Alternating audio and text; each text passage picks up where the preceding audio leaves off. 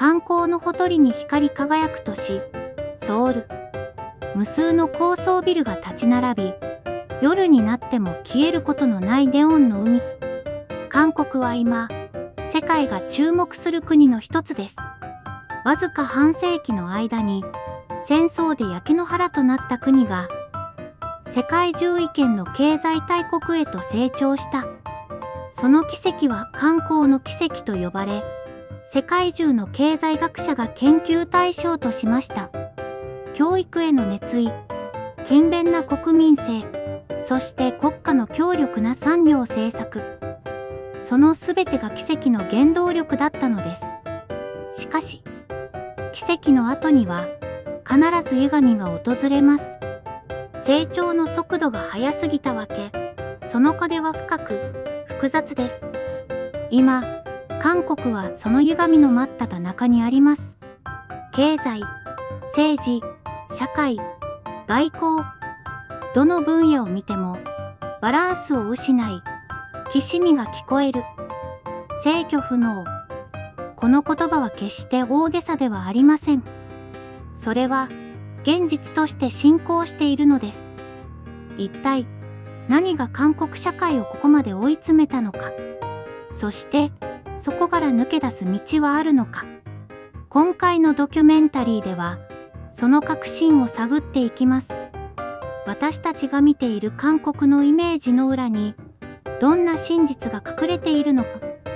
そこには、現代社会が抱える普遍的なテーマ、成長の限界、社会の持続性、人間の幸福が浮かび上がってきます。第一章経済の制御不能、若者失業と家計負債の現実。経済は国の血流。その流れが滞れば、社会全体がしびれを起こします。韓国の経済は、一見すると非常に顕著です。サムスン電子、ヒュンダイ自動車、LG、SK グループ。いずれも世界市場を席巻する巨大企業です。輸出主導の経済構造が、韓国をここまで押し上げてきました。しかし、その足元では別の現実が進行しています。成功した国家モデルの裏側で、人々の暮らしは不安定になり、特に若者たちの未来は見通せなくなっているのです。韓国では、スペック社会という言葉が日常的に使われます。それは、個人の能力が数値化され、序列化される社会のこと。どの大学を出たのか、どんな資格を持っているのか、英語のスコアは、そうした指標で人生が決まってしまうのです。大学生たちは履歴書に書ける項目を増やすために、留学、ボランティア、インターン、資格試験をこなします。青春は就職のためにある。そんな皮肉な言葉が現実になってしまいました。それほど努力しても、就職の道は狭い。財閥系の大企業に入れるのは、ほんの数%のエリートだけ。多くの若者は中小企業や契約社員として働きますが、賃金は低く、労働時間は長い。ワークライフバランスという言葉は存在しても、実感する人は少ない。その結果、若者の失業率は常に2桁台近くをさまよい、就職浪人という社会現象が一般化しました。大学を卒業しても、再び予備校に通い、スペックを磨く。就職のための人生が延々と続くのです。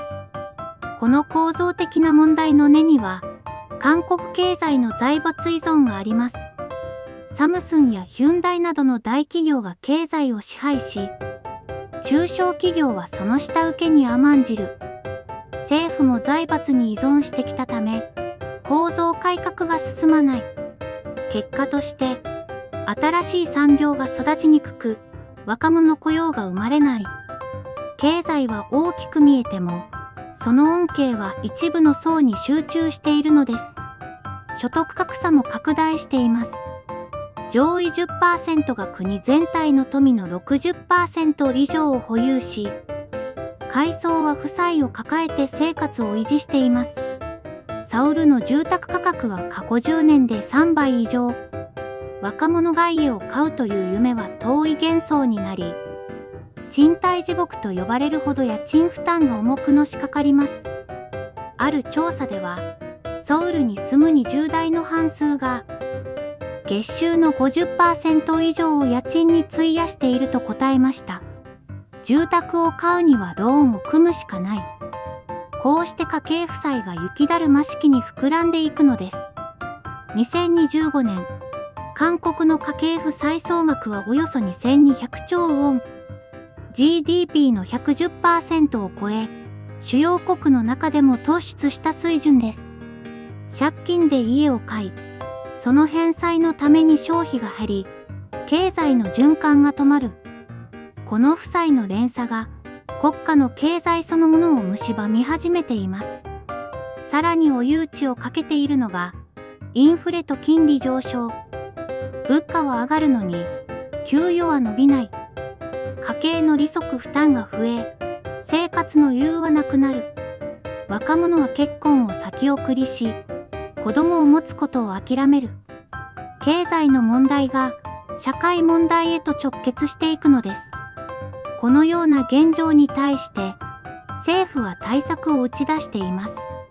スタートアップ支援、住宅補助、若年層の雇用促進。しかし、それらの多くは短期的な処方箋に過ぎません。根本的な構造の変革、つまり財閥中心の経済システムをどうするかという問いには、未だ明確な答えがないのです。韓国経済の問題は単なる数字の不調ではありません。それは人々の心に深い影を落としている。努力しても報われない社会という感覚、未来が描けないという絶望。それこそが今の韓国社会を最も重くしているのです。制御不能の始まりはいつも目に見えない心の中から。経済の歪みはやがて社会全体の信頼を蝕んでいくのです。第二小政治の混迷、政権交代と分断社会の深層。政治、それは国の方向を決める羅針盤。しかし、羅針盤が狂えば国全体が迷走します。韓国の政治はまさに今、そうした迷走の渦中にあります。一見、活発な民主主義が機能しているように見えます。選挙は定期的に行われ、国民は声を上げる。しかしその裏では、社会の分断が深まり、対話不能の状態に陥りつつあるのです。韓国の近代政治を振り返ると、常に政権交代と対立の歴史でした。1987年の民主化以降、軍事独裁体制は崩れ、自由選挙が定着しました。国民は自らの手で政権を選び、政治を変える力を手に入れたのです。しかし、その自由は同時に激しい二極化を生みました。保守と革新。右か、左か。どちらに属するかが、個人の社会的アイデンティティにまで影響を及ぼすようになったのです。この対立構造の中心には、常に過去の清算があります。軍事政権時代の評価、財閥改革、北朝鮮政策。どの政権も、前任者の路線を否定し、自らの正義を打ち立てようとしてきました。結果、政策は一貫性を失い、国家運営が政権のたびにリセットされるようになってしまったのです。例えば、エネルギー政策。ある政権では脱原発を宣言し、再生可能エネルギーの拡充を進める。しかし次の政権では、原発再稼働を決定し、方針を転換する。住宅政策、雇用政策、外交方針も同じです。前政権の否定が政治の伝統のようになってしまっているのです。こうした政争の最大の犠牲者は国民です。国の方向が安定しないため、企業は長期投資に踏み出せず、国民も将来への信頼を失う。どうせまた変わるという冷めた視線が、政治全体への無関心と不信を生んでいるのです。この運動は、政治の場だけではありません。インターネットと SNS が広まったことで、社会全体が意見の戦場になりました。特に若者世代の間では、SNS 上の政治議論が、感情的なレッテル貼りや人格攻撃に変わりやすくなっています。自分と異なる意見を持つ人を敵とみなし、排除する。中立という立場が許されない空気が生まれているのです。このような過激化を象徴する言葉があります。親派と徳派。それぞれ、新北派と保守派を侮辱するスラングです。政治的立場を超えた対話することが難しくなり、メディアもまた、どちらかの陣営に傾く。報道が客観性を失えば、社会の対話はますます困難になります。この意見の分断が、政策の停滞を招いています。例えば、不動産問題。家賃高騰と住宅不足は深刻ですが、規制強化を訴える声と市場自由化を求める声が真っ向から衝突し、いずれの政策も途中で頓挫する。教育改革も同様です。入試制度の公平性をめぐり、政権ごとに制度が変わるため、学生も親も振り回され、教育現場は困難を極めています。政治家たちは、選挙ごとに敵を作ることで支持を集め、短期的な任期を優先する、長期的な国家戦略を立てる余裕がなくなり、政治そのものが感情のビジネスになっている。これが、今の韓国政治の病理です。選挙期間中、候補者は国民のためを掲げます。しかし当選後、その言葉が現実の政策に変わることは少ない。政治的得点のために、敵対陣営の失敗をあげつらうことが優先される。この攻撃と防御の連鎖が、政治を空洞化させているのです。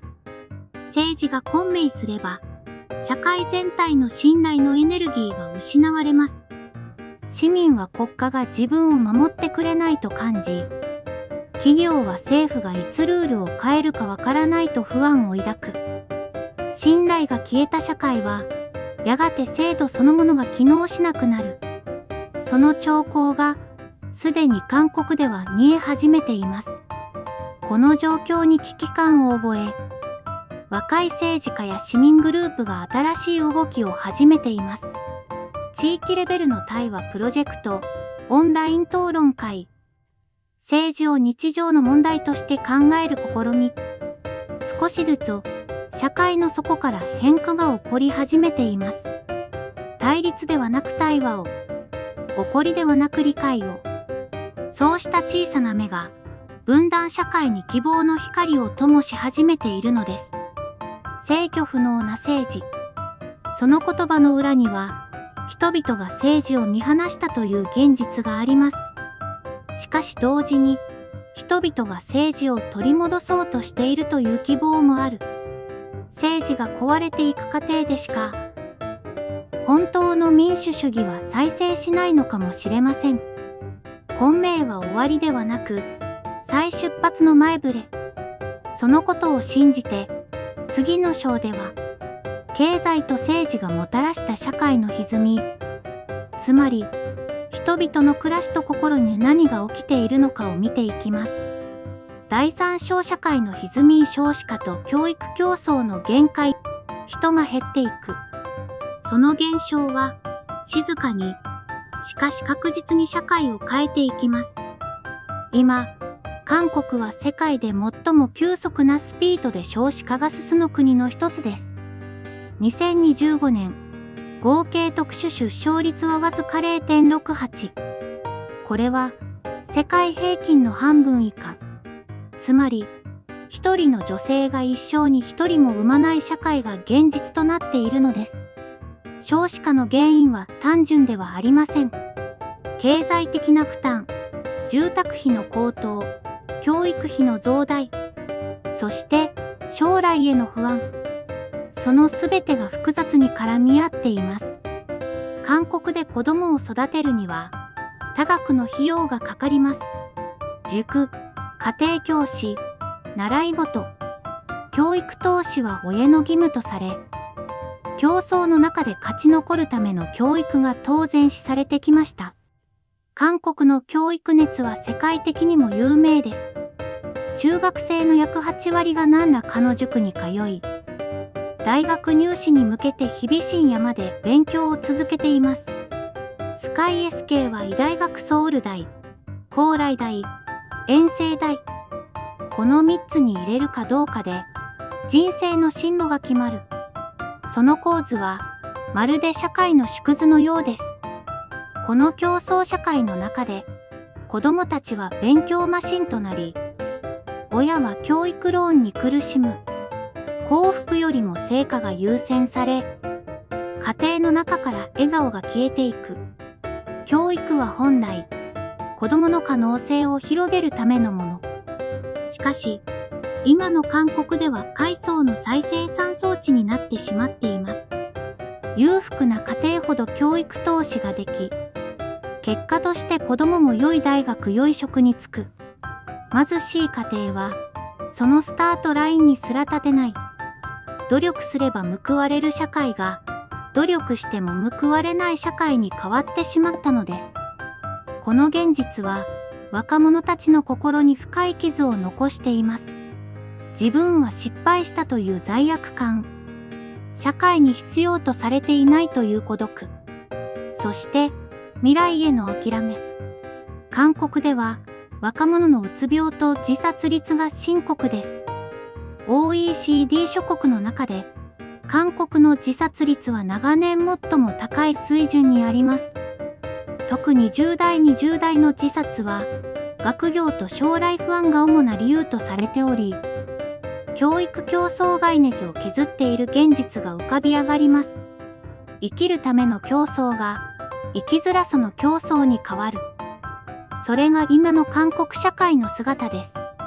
そして、その競争が少子化の大きな要因にもなっています。多くの若者がこう語ります。自分一人の生活で精一杯。子供を育てる余裕なんてない。子供を産むことが幸福ではなくリスクと感じられる社会。それは国家の未来そのものを危うくします。韓国政府は少子化対策に莫大な予算を投じてきました。出産手当、育児支援、住宅補助。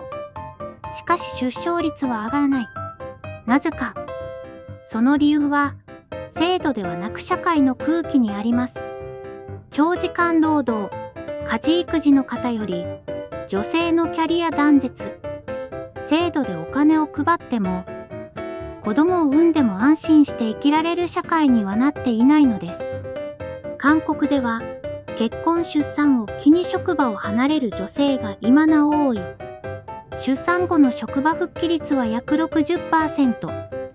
一度キャリアを中断すれば、再び正社員として働くのは困難です。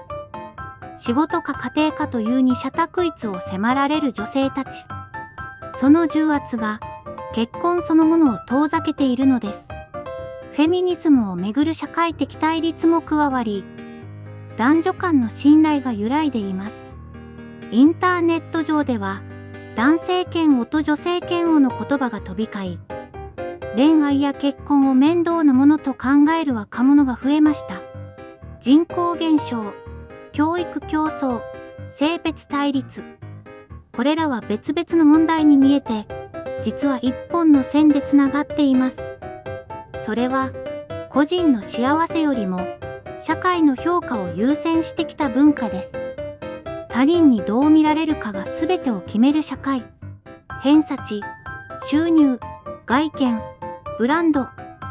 その比較の連鎖が、人々の心から安心を奪ってきたのです。ある若者がインタビューでこう言いました。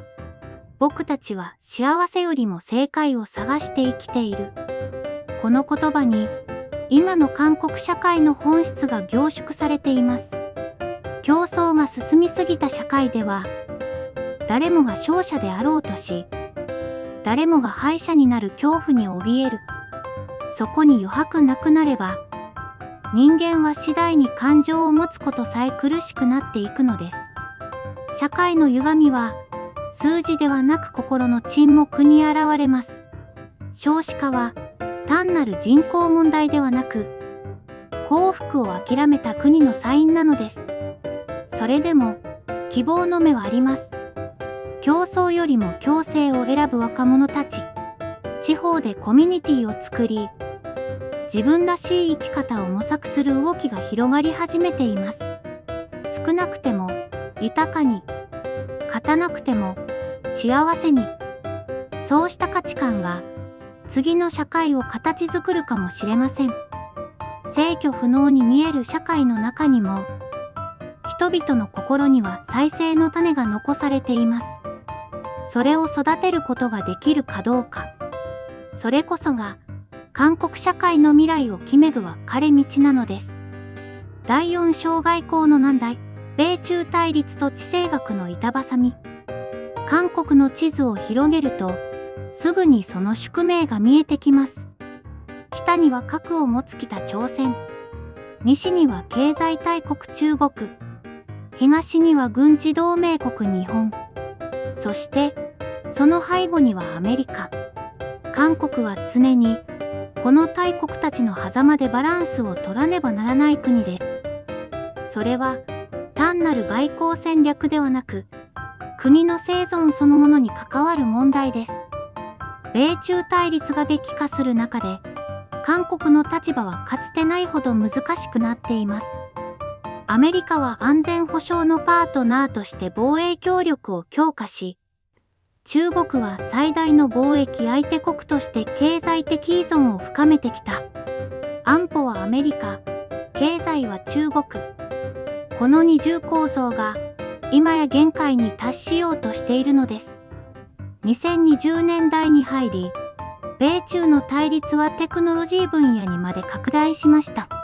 半導体、通信、AI。韓国の主力産業がその最前線にあるため、どちらの陣営にも完全には寄れない。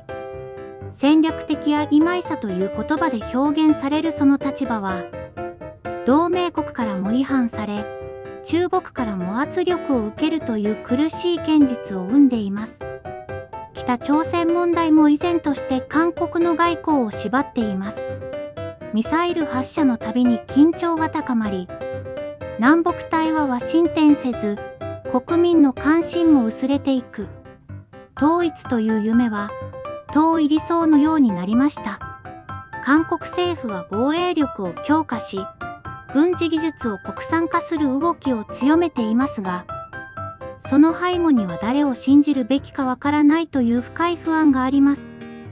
アメリカとの同盟も、中国との経済関係も、どちらも手放せない。それこそが、韓国外交の最大のジレンマなのです。地政学的に見れば、韓国はアジアの十字路に立っています。技術、文化、経済、軍事、すべてが交差する場所。だからこそ、わずかの一歩の選択が世界全体の均衡を揺るがす。この緊張の中で、韓国は今、自らの外交アイデンティティを問われています。追随ではなく、主体。中間ではなく、独立。その答えを見つけることが、真の自立への第一歩なのです。第五章文化と世代の衝突。アイデンティティの揺らぎ。世界に誇るKカルチャー。音楽、映画、ドラマ、ファッション。韓国は今、文化の発信国として世界を席巻しています。パラサイト、イカゲーム、BTS。これらの成功は、経済的にも文化的にも巨大な影響力を持ちました。しかし、その華やかさの裏で、韓国社会の本音は別の方向へと揺れています。成功の象徴となったKカルチャーは、同時に競争と完璧主義の象徴でもあります。アイドルは徹底した訓練を受け、容姿も行動も管理される。それを見た若者たちは、自分もそうでなければならないと感じてしまう。Sはヌメスにあふれる完璧な人生が、自己肯定感を奪っていくのです。世代間の断絶も深まっています。上の世代は努力と犠牲で成功した世代。下の世代は努力しても報われない世代。価値観が噛み合わないまま、お互いを理解できない。職場では老害という言葉が飛び交い、家庭では親子の会話が減る。社会の中に小さな分断が無数に生まれているのです。さらに、デジタル化がこの分断を加速させました。リアルを信じる世代とネットで生きる世代。同じ国に住んでいても見ている世界が全く違う。フェイクニュースや SNS 炎上はその断層をさらに深く刻み込みました。韓国社会が直面しているのは成功の代償です。外から見れば輝いている。しかし内側では何のために頑張るのかという問いに答えが見つからない。文化が成長しすぎた国が今そのアイデンティティを見失いかけているのです。第六小国家の未来と個人の選択制御不能の先へ。経済は疲弊し、政治は混迷し、社会は疲れ果てている。それでも国は動き続ける。その原動力は人です。韓国社会を支えてきたのは常に人の力、勤勉さ、情熱、連帯、そして逆境を跳ね返す気迫。その精神はまだ消えていません。少子化、分断、外交、経済、すべてが制御不能に見える中で、若い世代が新しい価値を作り始めています。利益よりも共感を、競争よりも共存を、スタートアップや地方移住、社会的企業の交流、それは新しい韓国の小さな輪郭です。国という単位ではなく、個人の選択こそが社会を動かす時代。それぞれが自分の幸福を定義し、その形を実現していく。政治や経済が追いつかなくても、人間の想像力は止まらない。そして、それこそが制御不能のもう一つの意味です。それは崩壊ではなく、自由なのかもしれません。制御不能な社会。それは不安であり、同時に希望でもある。誰もが予測できない未来だからこそ、新しい道を選ぶことができる。それが、この国の可能性です。最後までご覧いただきありがとうございました。いいね、チャンネル登録よろしくお願いします。